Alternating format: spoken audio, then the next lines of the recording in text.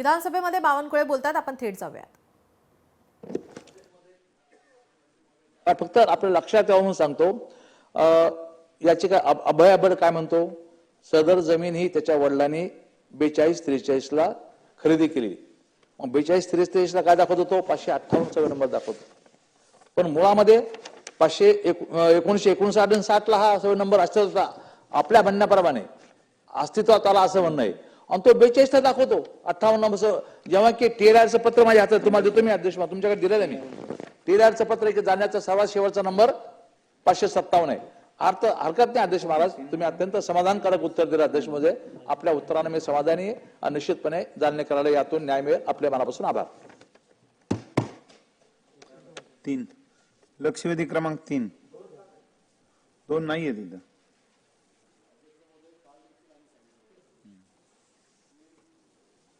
अन्य सदस्य सभागृहामध्ये असावेत किंवा नसावेत हा त्यांचा वैयक्तिक प्रश्न आहे. पण सकाळी 7 वाजल्यापासून ही ब्रीफिंग सुरू होतात. आज चंद्रकांत बावनकुळे साहेबांना देखील ते दिल्लीमध्ये होते, परंतु 9:45 त्यांची लक्षवेधी असल्यामुळे ते दिल्लीतनं इथं पोहोचले.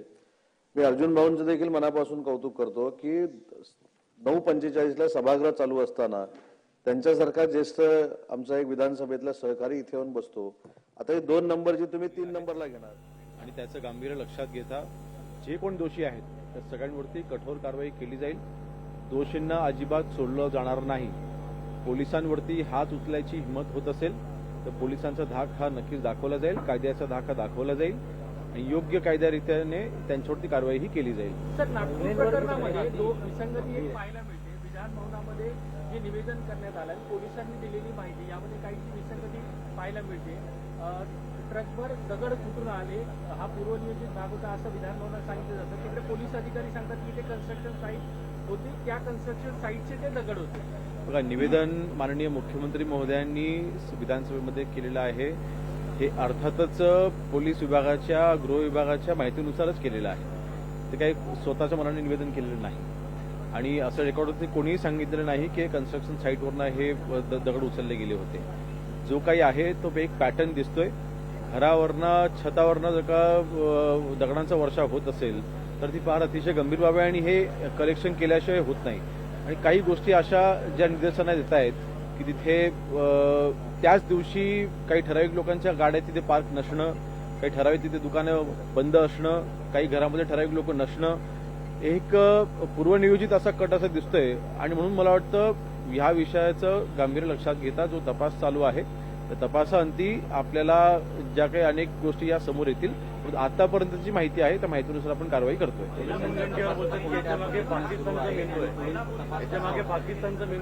नाही, तपास तर चालू आहे याच्यामध्ये आणि तपासामध्ये आता आज देखील आपण पुन्हा 4 लोकांना आपण अरेस्ट केलेले आहे. काल रात्रीपासून जवळपास 54 लोक आपण आता ताब्यामध्ये आपण घेतलेली आहेत आणि सगळ्याच अँगलने.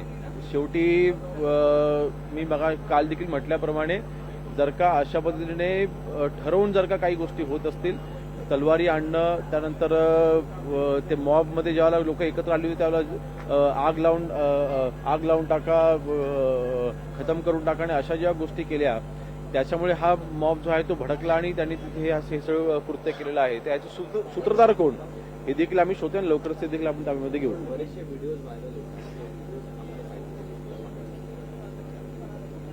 थोडं व्हॉट्सअपवरती ज्यावेळेला व्हिडिओज स्प्रेड होत असतात ते थोडं थांबवणं सायबरदृष्ट्या देखील थोडं डिफिकल्ट असतं. बाकी फेसबुक, इंस्टाग्राम वगैरे आपण सगळे व्हिडिओ थांबवतो. थोडं व्हॉट्सअपवरती डिफिकल्टी येतात, परंतु सोशल मीडियावरती म्हणजे जर का कुठल्याही चुकीच्या पद्धतीने व्हिडिओ स्प्रेड होत असतील तर त्यांच्यावर देखील आम्ही कारवाई करणार आहोत. त्यांना देखील अद्याप अटक झालेली नाहीये, त्यांचा जामीन लवकरच त्या बाबतीमध्ये कारवाई केली जाईल. हिंदी में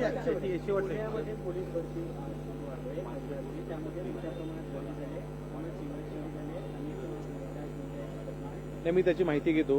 मला अजून त्याची माहिती नाही. माहिती घेऊन आपली हिंदी में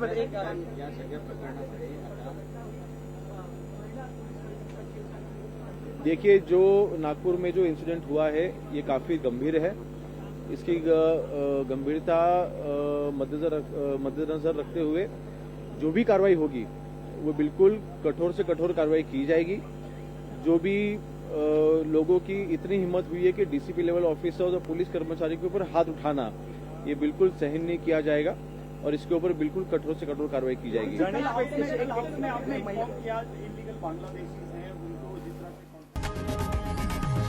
लोकशाही मराठी ऐका, पहा, जागरूक रहा।